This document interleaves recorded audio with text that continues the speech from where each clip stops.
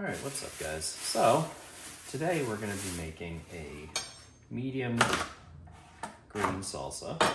And right now I'm starting off with some poblanos that we're just going to take the seeds and the stems out of.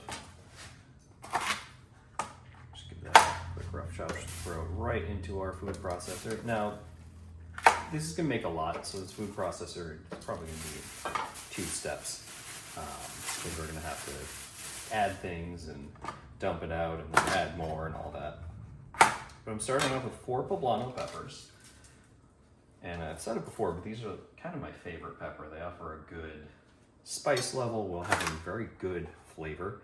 The only thing is sometimes their spice level is a little inconsistent. Like I've had some that are really mild and some that are violent. So just always be careful. Know your audience is what I'm saying. Now, these here are one of the earlier steps, obviously, just getting everything chopped up. But we're going to be adding lime juice. This is going to be a mango habanero salsa. So we're going to have, obviously, mangoes, which, spoiler alert, are the thing I despise working with the most in my entire life. But I do this because the rest of my family loves this salsa, so here we are. But yeah, mango habanero. If you've never worked with a mango before, there are multiple ways to do it. None of them are particularly enjoyable in my opinion. And then I have a gourd pineapple because, well, sometimes the best of us get lazy. Now next we're going to take half of a red onion, throw that in there. Make sure we get all the skin off and everything. This salsa is good for, anything you use the salsa for, but it's something that, it's one of my recipes that you're not going to have any like salt, you're not going to have any added anything. It's just going to be blended fruits and veggies. So it's something that a lot of people like for that. I've already just about filled up my food processor here. So yeah, this is great for any taco night, great for any events you're having. Sky, get away from the cat food. Always having those issues with people doing what they're not supposed to be over here. But this is a good addition to anything. Now, when you're using a food processor, you generally don't want anything in there too dry. And this does have lime juice in it, so let's start with 1 lime and with this stuff here.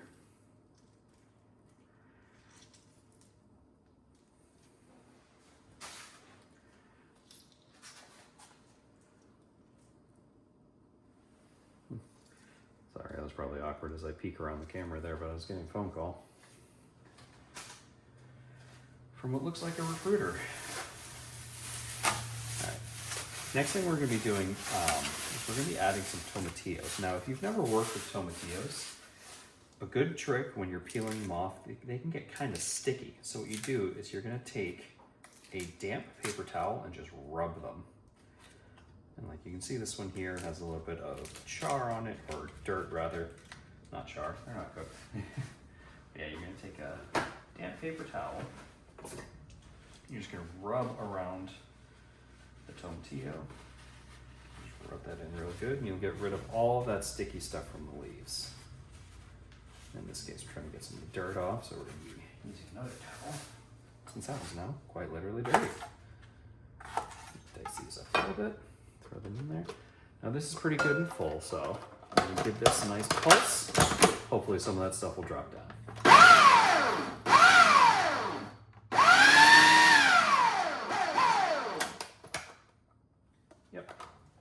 That's what we wanted. Created a little bit of room. Didn't really free up a lot, but just enough to add some more stuff in there because we really want things to be mixed well. We add more tortillo here. And I apologize if I'm a little distracted or sound a little off. I have a raging headache and I even considered not filming this. But I know this is something that a lot of people will enjoy. And to be perfectly honest, this is a recipe I got the idea of when I was watching Food Network, and someone was making a similar salsa, and I was like, I think I can do that.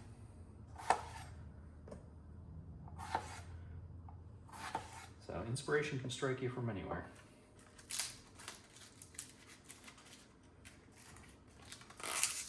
The onion's starting to get to me too. So here's a question for everyone. I have different salsas for different things. This one's literally just for eating with chips when like my sister's coming to visit, so is my mom, and my wife loves this one. It's her favorite. So I'm making it for all of them.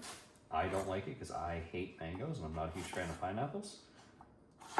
But I have another, ow, I just stabbed myself. I have another salsa verde that I use for enchiladas, which is quite different. And I was wondering if that's something that people would like to see. Either the enchiladas as a whole or even just the enchilada sauce. So let me know.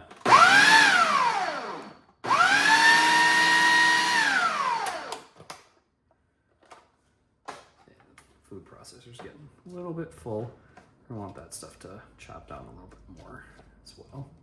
Probably gonna add another lime's worth of juice in there. Usually this would have a lot more pineapple juice, but the pineapple I bought doesn't have a whole lot of juice at the bottom.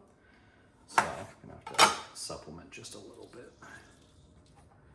I'm also gonna be making another salsa, but I'm not gonna film that one because it's literally just black beans, corn, lime juice, and onion. So that's not very exciting. But this one here is the one that people ask for, and judging by the huffs I hear from over there, this guy's probably gonna start barking at me.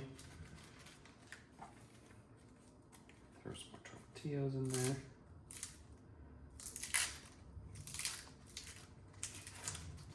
One good thing about where we moved to, where I came from, I would have to hunt, and I would have to go to 3, 4 different grocery stores and Walmart and everything you can think of before I could ever find what I needed to make these salsas.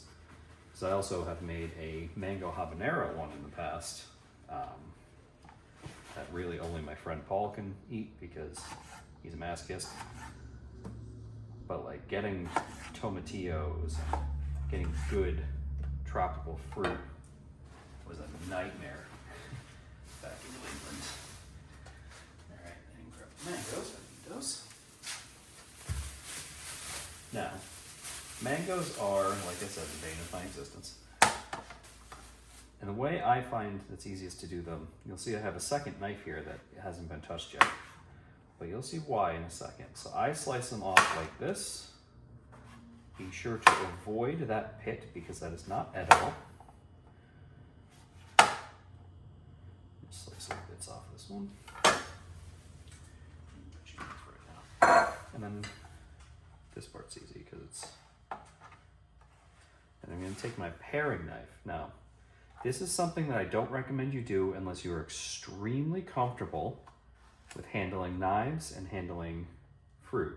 So I'm just going to take my paring knife. I'm going to go in right underneath the skin. And this has to be an extremely sharp knife or this will not work because you'll just get stuck. And the number one way that kitchen injuries happen are dull knives from people doing stuff that they shouldn't and trying to force it because the knife isn't sharp enough. Just come out at the end there, and then you have a fully peeled mango slice.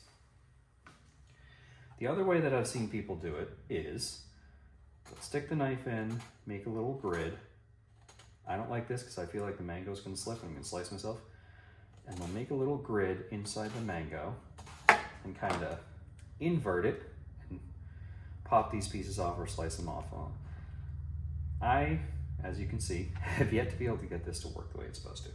So I'm gonna stick to my slightly more dangerous way simply because I can actually get it to work. I wanted to try that just because, you know, we're here to learn things, we're here to try new stuff. And yeah, that was a fail for me. I have seen people have great success with that though, doing it this way, inverting it and then taking little bits of mango off. But I feel like, yeah, trying to break it apart, it's still taking the skin with it. It's not really working, and it's probably gonna take me longer to do it. Because of how much I'm gonna have to fix it. But with all things, with practice, you will get better if you are looking to do something like this.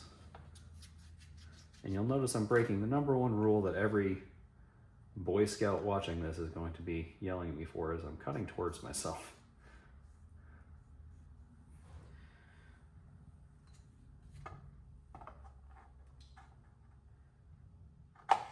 This is what I mean when I say I hate mangoes. They are a pain to get. And yeah, it's just so much quicker for me to do it this way.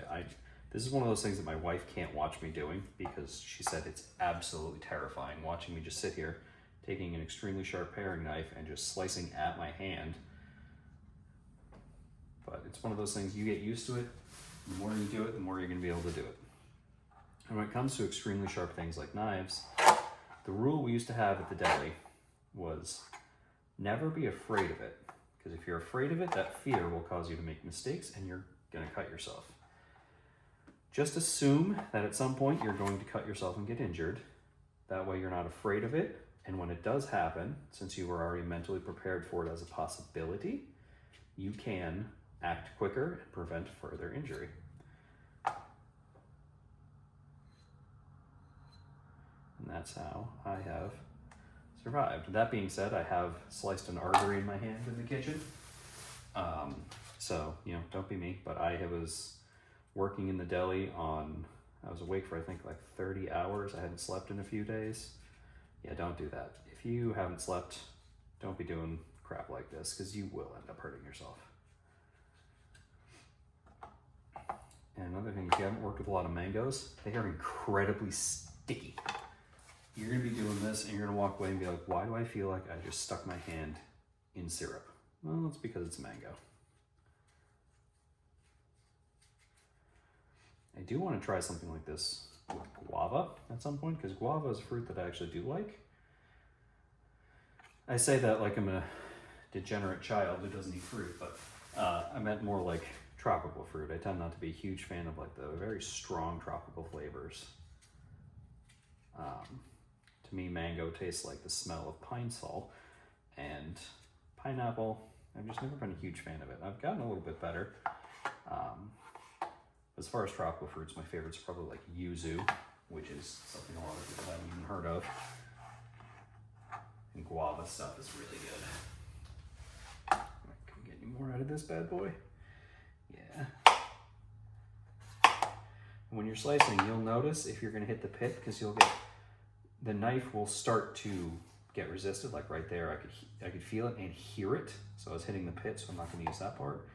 Because like a stone fruit, you really can't eat a mango pit. And I know someone out there's going to be like, oh, you're wasting so much of it. And I'm like, yeah, but I am by no means perfect, and I'm trying my best. But with mangoes, it's something that I find to be just, for some reason, difficult. I even have a mango knife. I've used it twice and never touched it again because I found it to be more annoying than doing it this way. If you don't know what a mango knife is, it's basically two blades shaped so that the pit can go in between them, which sounds great in theory, until you realize that different fruits are probably going to have different sized pits, and then it doesn't work.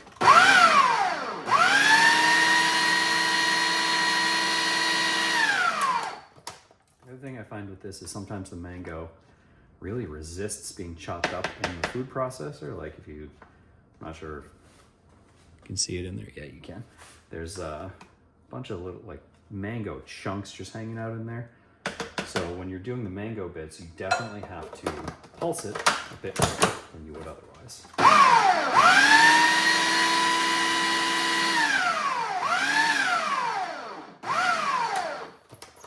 I am doing this in a food processor, not the blender. If you did this in a blender, you would have a much smoother salsa, obviously. This one is meant to be, I say meant to be, but the people who eat it enjoy it being a little bit chunkier like this. So that's why I do it this way. I used to do this entirely by hand. When I tell you that making salsa like this and doing it entirely by hand, I would be standing here or my old kitchen for almost an entire day just to make salsa for people. Kitchen would smell amazing, but you know, it's unreasonable for a lot of people. Most people can't dedicate that much time to just making some salsa.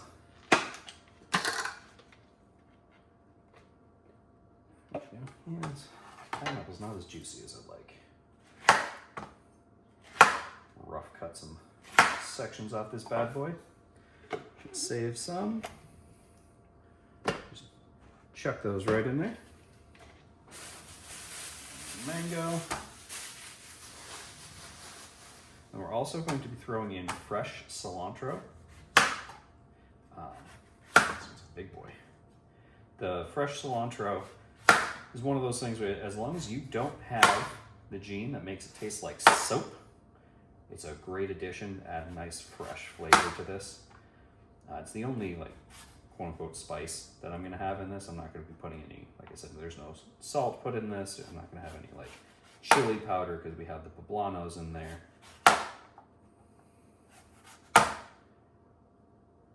Get a little bit off this guy. Really good for the moment. My cat is sitting at the bottom of the tripod staring at me, or one of my cats, and being like, hey, give me some mango. Sorry, kitty.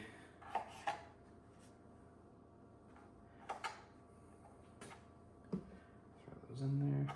We're probably also going to add a little bit more lime juice. Partially because I have so many limes, I over-purchased, thinking I was going to need more last weekend, and they're on their way to becoming lemons. And because, like I said, this doesn't have as much juice, this pineapple, as I'm used to. I didn't have a whole lot of options when I was at the store, so we work with what we have. Right? Right. I'm sure anyone who walks in and just hears me talking to myself is going to be like, what the hell is wrong with this kid? Yeah, I mentioned it before. If there's anything you guys want to see me make, if there's anything you guys really want me to try, anything you want me to try on the channel, you want to try something live, whatever, let me know. I am open to trying a bunch of stuff. Like I said, if it's something new, I do tend to like doing it by myself first, because I want to make sure that I can, in fact, recommend it, or I can make it to a way that I'm going to enjoy it. And then, yeah. Sound winded from cutting a mango. Definitely getting sick.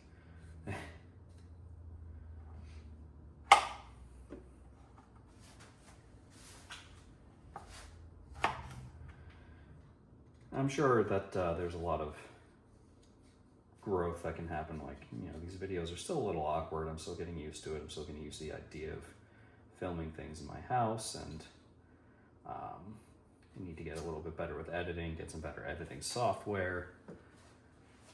Probably really start taking some stuff off. I do have some ideas for some things I am going to be making soon. I do want to do a kung pao chicken, for example, as well as a chicken jalfrezi, which is something that some people may not have even heard of, but it's another thing that my wife really loves, and I've enjoyed making it a few times I've done it, and I have certainly not hated eating it. It's pretty good. Now, when it comes to food from that part of the world, I'm partial to vindaloo for Indian. Jalfrezi is actually Pakistani, so it's something that you're not going to see a lot of places. At least I'm told it's Pakistani from when I looked up a good recipe for it. That one's going to be one that's going to require a lot of editing, though, because there's sections where it's just, okay, now simmer this and let it reduce for 40 minutes. We're not going to sit there and talk about nothing. This mango's a lot drier, which is concerning, making it harder to cut into.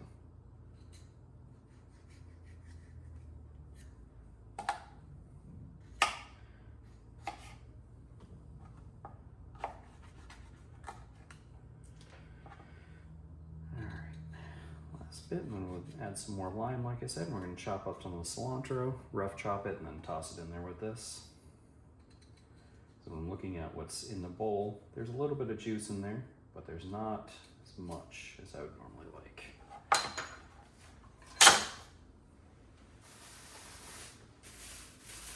Lime.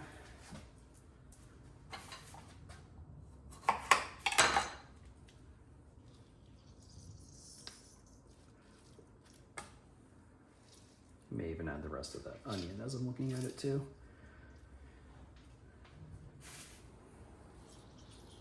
We shall see. But yeah, this is a pineapple mango salsa. It's a good crowd pleaser. If you really want to show up somewhere. I know I say this a lot, but if you want to show up to a party and bring this, people will not be disappointed in you, let me tell you.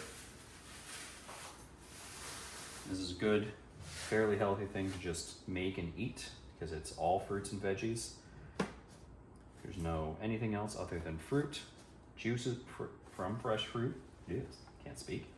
Fresh herbs here. And a little bit of vegetable with that onion and the peppers. But yeah, one last blast. Oh.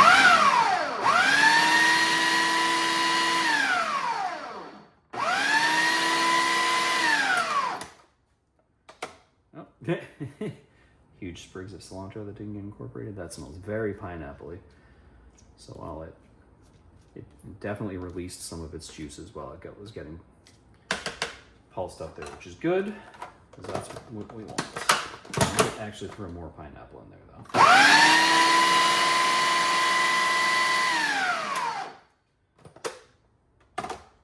Just because of volume reasons.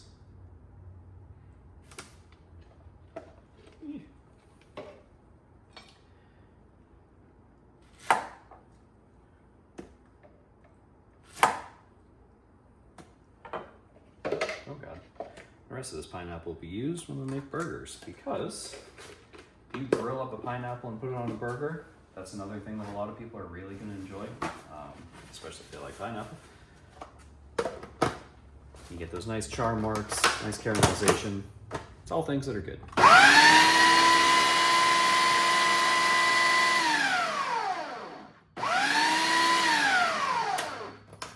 Now when it comes to something like this, this is one of those things that's best made like the night before, mainly because you don't know how much time you're going to have, before an event, but also because the flavors are going to be able to sit and combine. It's a huge chunk of unchopped pineapple, or whatever, and you're going to get a little bit of a better, clearer picture. Because right now, if you were to take a chip to this and take a test, you'd probably taste everything individually. It wouldn't really be mixed. So that's what we're going to do, because part of it is having to do it in stages like that, where the first part didn't have any pineapple in it, and the second half didn't have any of the tomatillo or poblano in it. So you really need to mix it together and let it sit, so it can all marry together. And we have a chunky pineapple mango salsa. I'm really excited to hear if any of you guys make this, so let me know. If you like this video, do the YouTube thing, leave a like, comment, share with your friends, save it for later. This is always something that, these series are always something you can do, save for later and do it another time. Yeah, hope to see you guys for dinner.